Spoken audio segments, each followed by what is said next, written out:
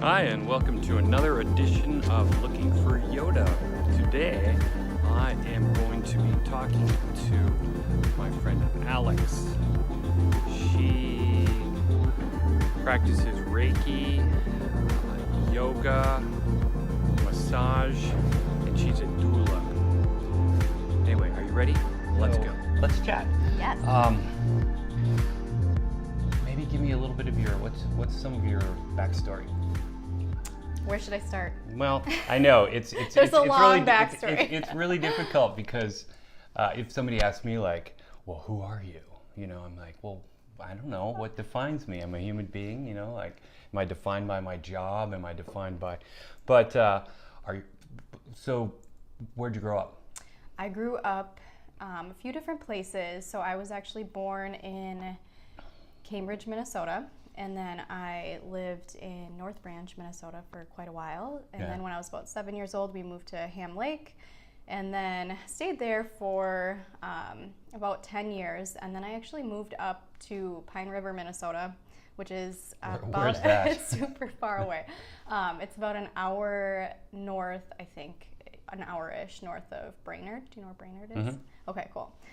So it's about an hour north of Brainerd, and I lived there from about 16 to 17, and then I actually ended up getting pregnant with my son when I lived up there, and his dad lived in Minneapolis, so I ended up moving back down to the city area, actually back to that Ham Lake home that I was living in, and I lived there for a little bit, and then kind of bounced around a few other places, and then I found myself in Minneapolis pretty much from the time I was 20, 21, and I've been here ever since. Yeah, and we met in yoga. Yes, we did. Yeah, so what got you into yoga?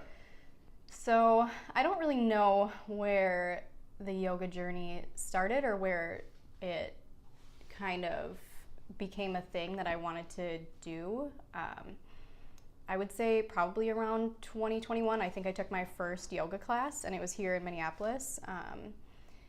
And it was actually, I took it because the guy that I was with at the time had been going to yoga at MCTC, so he brought me with, and I liked it. I think it was a vinyasa class, and I think it was just, I think I did it a couple of times, and it was challenging, and so I didn't go again for a long time, although it was something, like, I always had this idea in mind that, like, yoga was something I wanted to. Went to a couple of yoga classes and then didn't practice yoga again for a couple of years. It's something that I always knew that I wanted to do. I didn't really know why, and I didn't really understand yoga. I just knew it was something that was a part of my future. So I had a variety of different jobs. I always knew I wanted to kind of be like a self-employed artist, someone who just did their own thing. And I worked for, this might be jumping the gun a little bit, but I worked for like a senior care company when I had to have been about 23 or 24. And I would always like write these lists. I would have a lot of time on my hands because I would do 24/7 shifts with these clients. And I had a lot of time on my hands. So while they were watching TV and we were hanging out, I would sit and write down my thoughts. And yoga was always on the list, but yet I wouldn't practice. So really, it was always kind of on my list too for the longest time, you know, and I knew I was supposed to be doing it, but it wasn't until I walked in the doors at Yes Yoga where I really got it. Same. It's the exact same for me. Yeah, I started practicing in March of 2017, I think.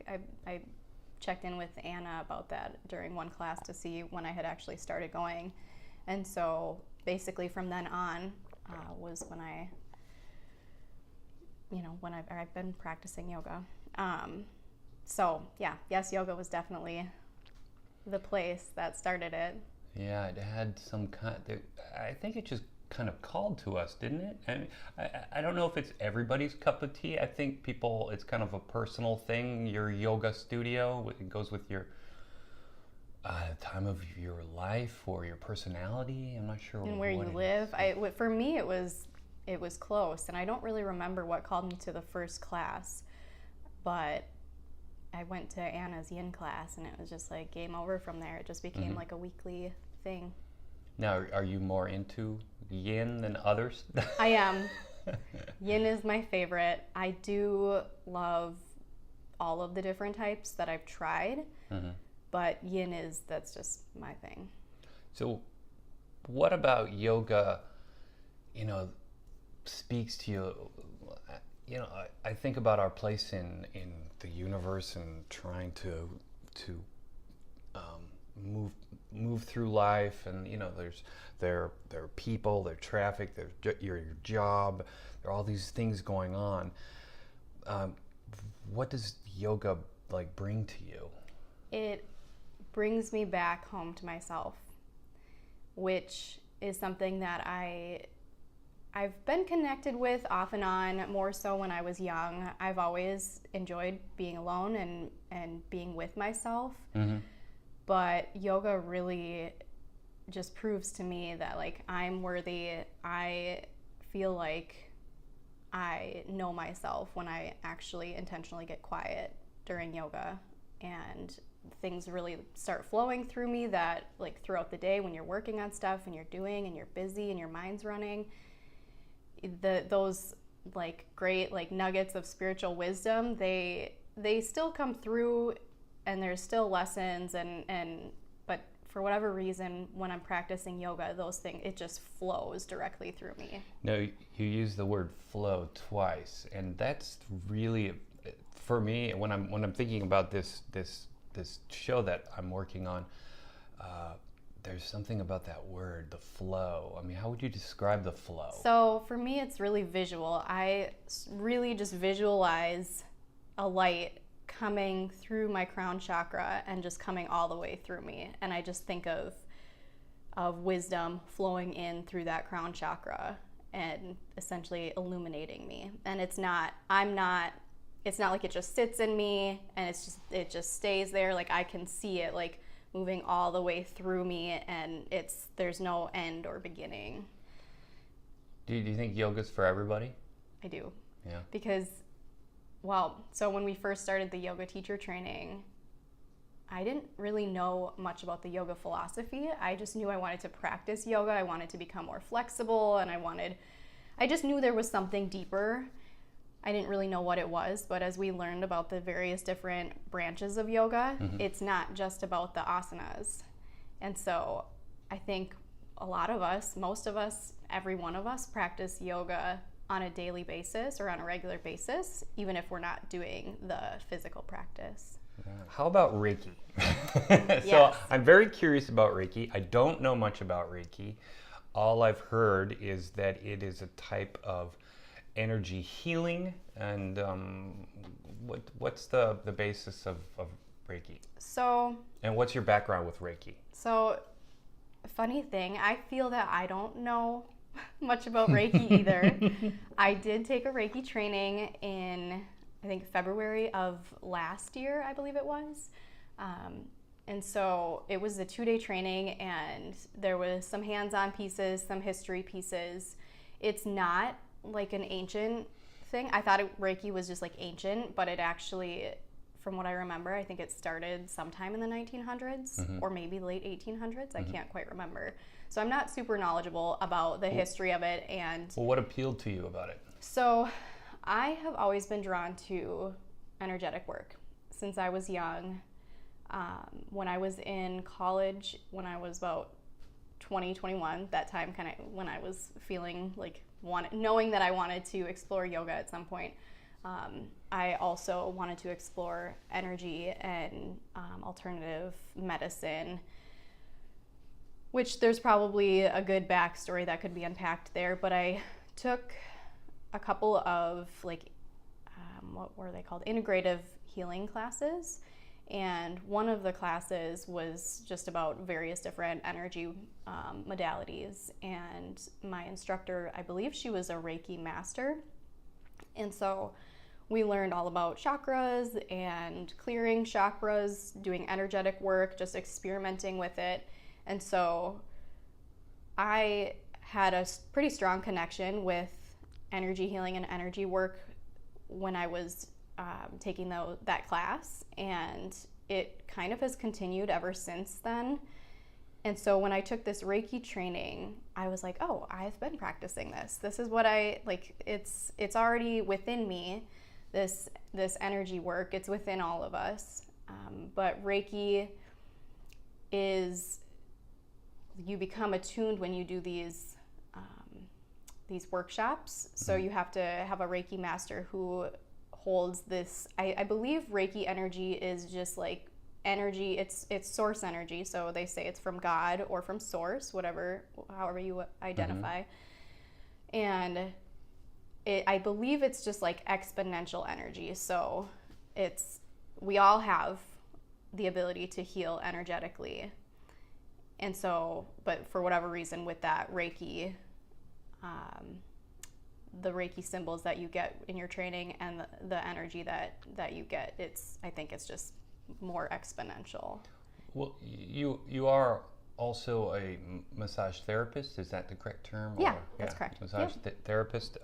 So do you sometimes, does the Reiki flow through you? From what I hear from my clients is that it does, and for myself, it's really just a trust. I don't, maybe I'm not as in tune with it, or maybe it's just always happening, and it's pretty subtle for me to notice, because I have been practicing with energetics for a long time. So I just trust that it's flowing through me. I do kind of some of like the little rituals that we learned, and I turn it on, although it's always on, but I kind of hone it in, I channel it, and so I do always use it during my massage sessions. You use that word flow again. Did I? Got me. That's fascinating. So when you speak about energy, what is energy? What kind of energy are we talking about? So the way that I feel it intuitively is just like a good, light, flowing source energy. I mean, everything is energy, literally everything. And I don't really know, like, if I don't know a lot about like energy scientifically and how it works, and if there's like good energy and bad energy and all of that. Well, what about the feeling you get? Like sometimes when you walk by somebody, sometimes you can get like a good feeling, and other times you can get like maybe a bad feeling, and you're like, oh, for sure. What do you think that is? I don't know exactly what that is. That's a good question, but I'm not positive. Bring this over a little bit. Yeah, but do you know what I mean about getting? You can feel something. There's like almost like an electricity or something. So I wonder. The way that it's been explained to me is if you're kind of thinking of like, just think of like energy, vibrations, thinking of things that are like in harmony with you. I think that's kind of a generally understood concept, that we attract similar things like that hold the similar vibration. And so maybe as like you're interacting with someone and they're vibrating at a different frequency. Oh, there's the word, vibrating in different frequency. I see what, yes. Yeah, so that's kind of the way that I see it, I guess, is we can pick up on those different frequencies. And maybe it's just like, I don't think I don't really think of people in terms of like they're a good person and they're a bad person. I don't think people are inherently bad. So I think people are just vibrating on different frequencies. I like that. I like that a lot. Now you practice other things, like you're a photographer, doula. Tell me about being a doula, since I have no idea what that would be like. So although I was there for when both of my children were born. So, yeah, there you go. Well, I'm essentially just kind of that.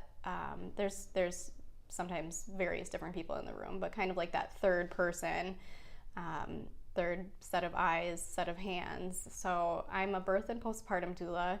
I have been a birth doula since, I think my first birth was in 2013. And the reason that I found out about doulas was because I was kind of unpacking my own birth with my son, who is 11 now. And it was a traumatic birth experience. Not traumatic in the sense that like an outsider would view it as traumatic, but it was traumatic for me.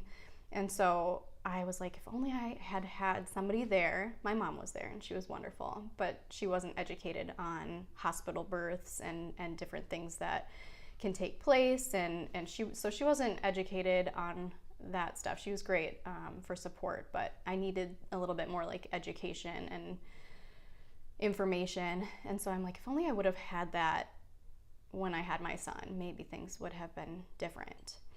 And so I started Googling different things, and I ended up finding the word doula, and I was like, that's exactly it. That's what I was thinking of. Like, it's already a thing. That's so crazy. And so, and then I found out it was actually pretty simple to become a doula. So I did an online training. I'm not actually certified, but I did the training and all of the work that comes with it, and I started practicing, or I started going to births pretty much right away. So 2013 was my first birth, and I have been a part of 16 aside of my own. And then 16, wow. 16, yeah. I don't know, it's relative, right? It's might seem like a lot to you, but there's plenty of women who have been to hundreds and thousands. So maybe I'll get there someday. But so I was doing the doula thing for a while, the birth stuff, and then I found out in about 2014 or 2015 that postpartum doulas were a thing. So a postpartum doula visits the family after they've had the baby, and they provide support and education for the new family and for that new baby. And so pretty much once I found out what that was, I immediately took a training for that here in Minneapolis.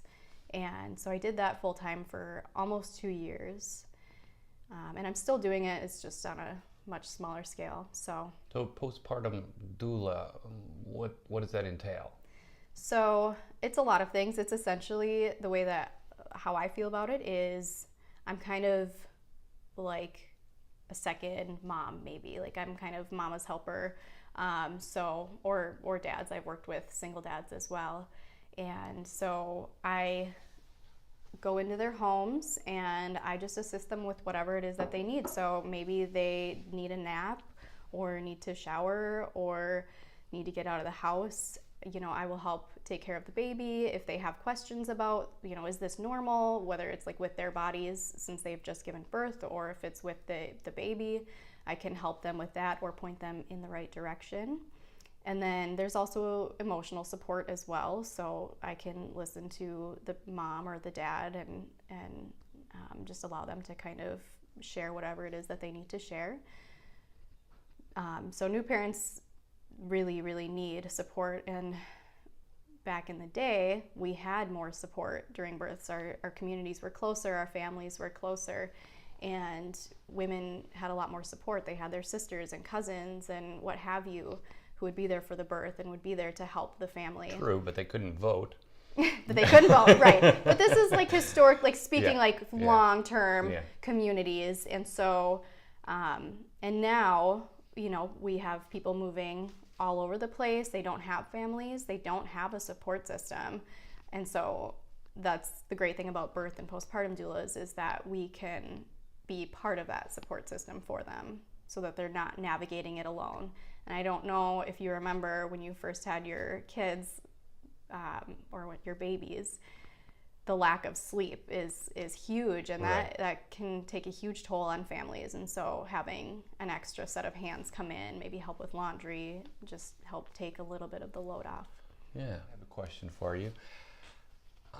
Transcendence. Have you that feeling where you're connected to something, you know? For me, like at the end of a yoga class, sometimes I'm laying there on the ground at the end, and in Shavasana, and it's like my body is vibrating and my mind is quiet, and I'm feeling like the universe and the bodies around me and the whole everything. And that's what I mean by transcendent. It's like you have this feeling of connectedness to energy and the stars and people and trees and I sound crazy. You know what I mean? I know exactly what you mean. Yeah, you're not crazy. If you're crazy, I'm crazy. Yeah, so have you had these feelings? And if so, can you describe them? Or like situations? Or I would imagine watching someone give birth is almost a transcendent thing. It really is. or really actually is. giving birth too. Yeah, so that actually, there's a lot of that. I've experienced a lot of that in my life, and yoga is definitely one of those things that is just kind of, it's pretty much every time I practice yoga or just meditate or lay in shavasana, that feeling comes about, and it's that feeling of oneness, that feeling of nothing is separate. And yeah, it's almost difficult to put into words because it's really just a feeling. And I love that you brought up the thing about birth, because births are about transcendence. I really think that, in my personal belief, I know that birth can be traumatic for a lot of women or people. But in my experience, I think it's a gift to experience that transcendence, to be able to fully feel, like, I know that birth is painful. There's a lot to it. There's a lot of things happening physically, but also energetically.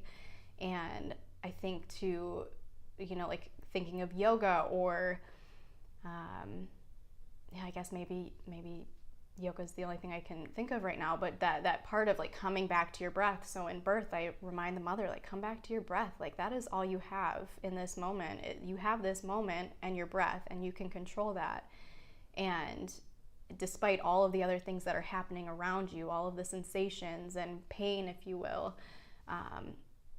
and when women come to the other side of that, of having their baby, I think that it's just like incredibly powerful and transcending. And so also with that is death as well. So I think of death, and I experienced death. I've experienced it twice, human deaths. Once when my grandfather died when I was 13. I wasn't in the room with him, but I was in the same house as him. And when he passed, I felt this overwhelming sense of peace. It's that feeling, when you're laying there and you're feeling connected and peaceful, and it's hard to explain. And so I experienced that when I was 13, and that was extremely profound. And I didn't understand it at the time because I was so young, but I was just like, wow, like, how is this peaceful? It was just amazing. And so my grandmother passed away in December of 2017, and I was there with her, and I was kind of playing the role of doula. And so I was there to help her make it to wherever it is that transition, wherever it is that our spirits go. That's kind of what I believe in. I don't really know where we go, but I'm trying to help her, through this birth, although death as well, death of the human form. And it was a very transcendent experience. And my dad actually was there with me too, and we were on the same wavelength, and we were both we had that high, I guess, for weeks after. Wow. Wow. My mother-in-law and my father both passed within 3 months of each other. And I was there for both of them. Well, for my father, I was there the last day. Okay. He lived in California, and I flew out, and yeah, it was a very strange feeling when he died, because it's like one minute he was there, and then the next minute I just looked at him, and he was gone. Like all the color left his face, and I was like, wow. And I looked at my brother and I said, I gotta go. And I went outside and I just started sobbing, and it was strange because I was sobbing because I was sad, but there was like, he had been sick a long time, and there was like almost like this weight came off my shoulders, and it was almost like I was relieved. And yet, and then when I would feel that kind of relief, I felt guilty for feeling relieved, but it was so strange because often when people are dying, if it takes them a while to die, be it days or weeks or months or whatever, it's really hard on the caregivers, the people that are, and I know that was hard on my mom for a long time, taking care of my dad, and for my brother also. And then a few months later, my mother-in-law, who's probably one of the closest people I've ever been with, passed. And if I keep talking about it, I'll start crying. That's okay. But these are such profound.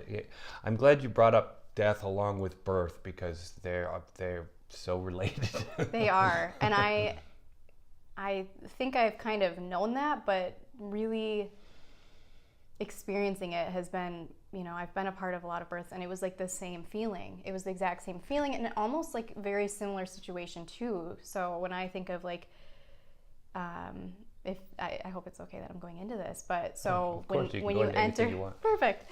So when I like think of birth, a lot of the births that I attend are at hospitals, and then you think of, in my experience, the one experience, my grandmother was in a nursing home. So kind of similar, you've got medical professionals, you've got medicine involved, you've got bright fluorescent lights, kind of a stale room.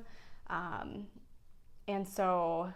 then like if you have visitors, you've got kind of people who don't really know how to read the environment. And so, so it was, my grandmother's death was so similar to some births that I've been a part of, where it was like, okay, she's got this bright fluorescent light over her face. Yeah, what is with the bright fluorescent lights when you're born and when you die?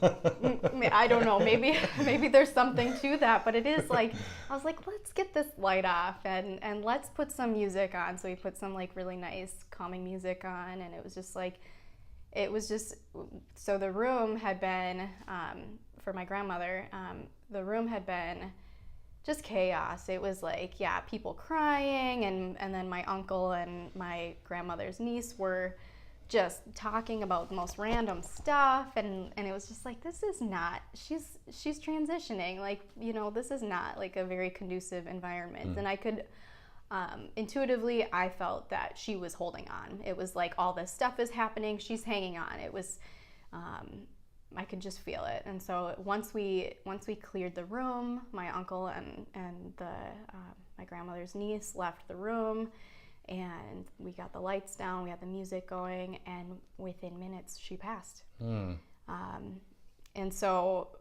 but yeah, so it's very, very similar in style as well. I think that we need to be mindful and compassionate about what's going on in the environment where that person is passing. Should they be passing like slowly? Obviously this doesn't apply to, accidental deaths, but yeah. Let's see. What makes you happy? What's happiness for you? Just being able to do what I want when I want is really happiness. But no, really, I mean, that's definitely one piece of it. Communicating with people, connecting with people is extremely important. Yeah, you just said connecting with people, but you also said being on your own. Yes, so I definitely, I read, I think it was yesterday, that like Pisces require a lot of alone time. Like when we're out and about, like it really drains our energy, which I'm sure that can be true for a lot of people despite your astrological sign, but it's very true for me. When I'm out in large groups or even like one-on-one, I can get very drained, and it's not, I don't think it's a bad thing, it's just something that kind of happens. So I need a lot of alone time or rest time to recharge. So with that being said, I do love connecting with people. That's why I do all of the things that I do, is because I want to have deep, meaningful connections with people. And massage is one of those things as well, because touch is a form of communication. And so that's that's why I do all the things I do. Yeah. Mm-hmm. So No. all that stuff makes me happy. I know what you mean about, I feel, I am similar to you in that, uh, maybe I'm not, but for example, for me, I love to connect with people. I love to be sociable. Like, I'll have weekends where I've got this and this and this and this and this. And then the next weekend will be coming and I'll be like, oh, it's so great that I got nothing to do. No, I don't have to see, I can take some time for myself. It's like I go in these waves of like, connectedness. Yeah, yep. and then Unplugging. and then unplugging and connected and unplugging. I love having a whole day with nothing to do. Mm-hmm. Yep. Like, I think it's needed. It's that balance piece. And I was just having this conversation with someone yesterday, kind of about that, how whether it be work or social or whatever it is that you're doing, you could have like 3 days of doing, of working, of just cramming stuff in and kind of maybe being in the flow or maybe not. And then it's just like, oh, like you just need this, like you just got to crash. And I think that, I think that's true in a lot of ways. I think, for some people, maybe there's a little bit more balance. Maybe it's like, okay, work, for a few hours and then rest, and then work for a few hours the next day and rest. And yeah, I think it is definitely true for a lot of people needing to just recharge and rest and relax. I mean, we need that. yeah. I mean, for me, it's I find myself I'm kind of an on-off kind of person. I have a hard time finding that middle ground, which is why I try to meditate and do Tai Chi and yoga and because to find this balance, I'm always looking for balance, but I still struggle with turning it on and turning it off, like going all the way and then pulling back, and it's a strange way to be tugged like this all the time. Do you feel that that's just inherently kind of how you work, and like if you just accepted, like I'm gonna be on for a few days and then I'm gonna be off, like do you think that like accepting that and like allowing that to be is the route, or do you think struggling to find like I've got to find all these ways to be this other way? Well, I think I would go towards acceptance. I would like to accept it and to find more balance where I don't feel like I'm going from 0 to 60 and then back to 0. I'd like to enjoy 35 miles an hour. Yes. Something like that. Yeah. Where do you find, just these random questions that pop into my head, where do you find meaning in life? I think just kind of what we were talking about with the happiness piece is, meaningful connections and being of service that's what I do. All the things I do are services. And so those are the ways that I find meaning, is just by being of service, being able to not just help, because it's not like people are helpless, but to be able to support other people and facilitate them in their wellness. That's really... Well, who massages the masseuse? Like how do you Right. Because you said you're servicing and you're helping people. I mean, how does it there has to be kind of a balance for you. That's the goal. Is that the way that it is? No. So I don't get regular massages, and I know that I'm not the only massage therapist who's in that same boat preaching that we need healthy human touch and all of that stuff, and yet kind of neglecting the self. That's a very common thing for, I think, healers. And yeah, it's a paradox. Once again, it's that caregiver thing, and again, it can take from you, maybe a little bit much. So I think for me, actually, what works for me is I might not be getting massages on a monthly basis or as often as I might recommend to a client. So that does kind of sound hypocritical, but in an ideal world, I would take that advice. It's not always practical. It's just kind of a work in progress. But I do try to take time for myself. I take a lot of baths, like daily I take baths. It's just my thing. I'm always running cold, so it's just something that is really helpful for me.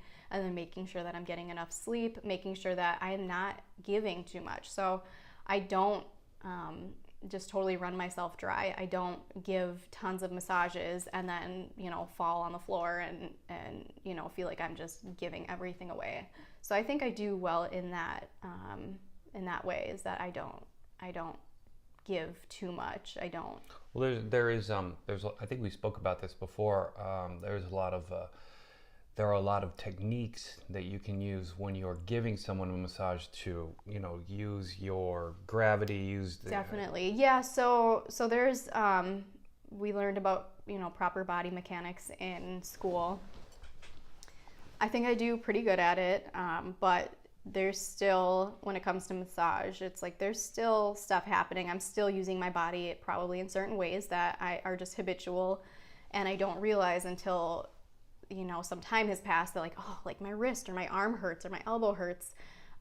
And so it's kind of, it can be challenging to know what I'm maybe not doing properly. So for me, I know that my max for body work or massage is 3 hours. I cannot exceed 3 hours in a day, because that, I feel terrible the next day. So I just make sure that I'm honoring that.